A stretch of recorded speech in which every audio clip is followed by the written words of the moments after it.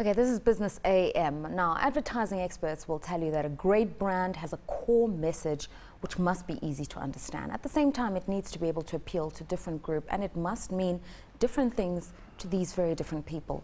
If you go by these rules, then Nelson Mandela is definitely a great brand. The man is about to turn 90 tomorrow. Jeremy Sampson from the advertising agency Interbrand Sampson is going to give us his take on what the magic is behind the Mandela brand. Jeremy Sampson, the warmest welcome to Business AM. Let's talk about the Madiba brand and what it means in essence. What does it conjure up? Basically, just to say the name Mandela or Madiba, and here's the verbal identity, there are different names, you conjure up not just values, you conjure up a person, you conjure up visions. Most of us have seen him so often on television, in the papers. We feel we're almost his friend, that he's our friend. And this is where a brand has to be the friend of someone. Right. He's been at it 90 years. You know, when you think back to 1918, that's a long time ago. Yeah. You know, most of us weren't around at that stage. And he's consistent. And this is what a brand is about, a consistent delivery, a constancy. Right. He wasn't a brand to begin with, of course, but he's evolved into a brand. And he's such a famous brand that everyone wants to be part of him. Let's talk about the evolution of this brand. Nelson Mandela symbolizes forgiveness, reconciliation, inclusivity.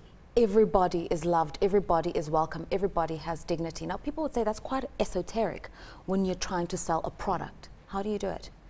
But as you said, these are his values. He's consistently like that. He is compassionate. He is all-embracing. When you see him, he's smiling. He's friendly. You trust him. And this is what brands are sometimes about. Trust, confidence. It's not just about awareness, but you must be consistent.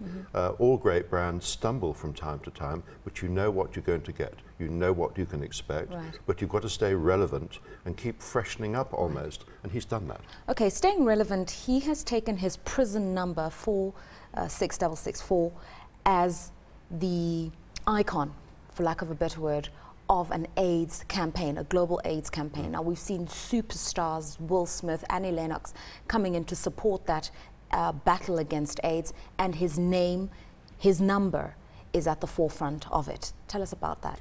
That's almost like a brand extension. If we start jargonizing about brands, you have the man, you have the person, you have the persona. Now they've added another layer to it. And this is where great brands can spawn other great brands.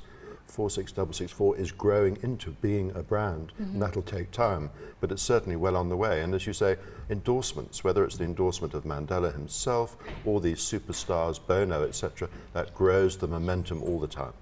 Right, let's talk about the debacle around the Mandela paintings, because there's also the issue of the integrity of the brand and people unscrupulously wanting to trade on the Madiba Mandela name for their own personal gain. Well, this is the thing about our own personalities. Integrity is key. Any brand, integrity is key.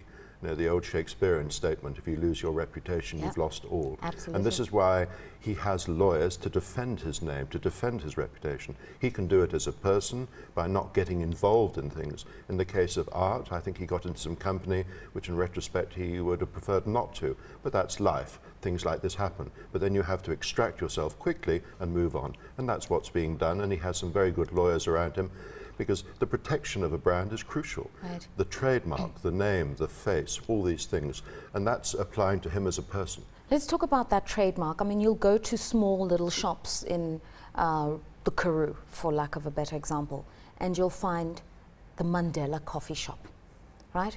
You go into London, and there'll be a South African quarter, say in Earl's Court, where lots of South Africans live, and there'll be Mandela Biltong, for instance. And it's almost as though everybody starts to associate any product with this name because they know it's sellable.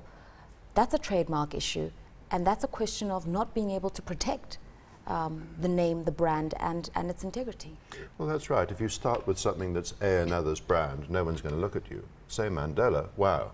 You know, and this is where great names endorse brands, great names become brands. Ford, people like that, over time have become, and this is what's happening with Mandela.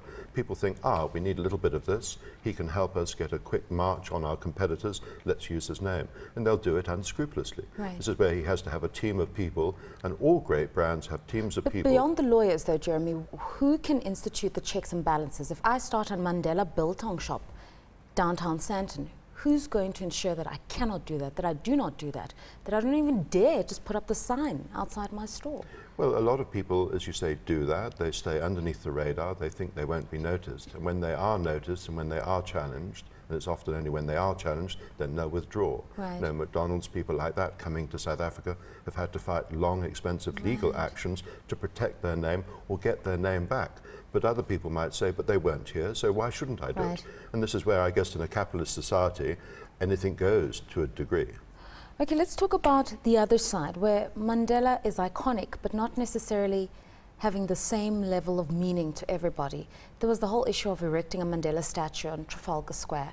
And Londoners were up in arms when Ken Livingstone put that proposal forward, because they said Trafalgar Square is the center of our heritage. You can erect a statue of Mandela anywhere else, put it in Bloomsbury like you've done Gandhi, but not Trafalgar Square.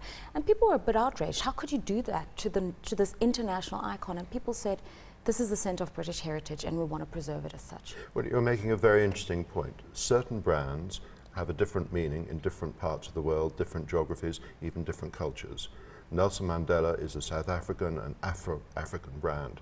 Some people, he's the best known African brand, but in different parts of the world there'll be a different take. In London, the centre of Trafalgar Square is sort of the most British part of Britain, if I can put it that way. And this is where I think, whilst he's revered, and while South Africa House is on the east side, they felt that no, they recognise him and they revere him, but not there. So this is where you have to be sensitive to local nuances. Okay, what can businesses learn about the Mandela brand and branding themselves effectively, but also dealing with those nuances, especially as Africa opens up and we start operating in very different cultural terrain? Well, the thing is, Africa doesn't have any really major strong brands. We were talking earlier about the Kenyans wanting to develop brands from commodities to brands. With a brand, you have loyalty. You have continuity, therefore you have a cash flow, you can put it in commercial terms, but you charge a premium. Starbucks, the biggest coffee seller in the world, has never advertised, and this is where it builds a brand and grows a brand. And likewise, Nelson Mandela, has that brand ever been advertised? It's a brand that through consistency, through media exposure, it gains traction and gains its equity. Okay, thank you so much, Jeremy Sampson from Interbrand. Sampson for giving us the heads up on the Mandela brand and just a few lessons to learn on how to manage yourself, essentially. Be consistent in your dignity is what's being said here.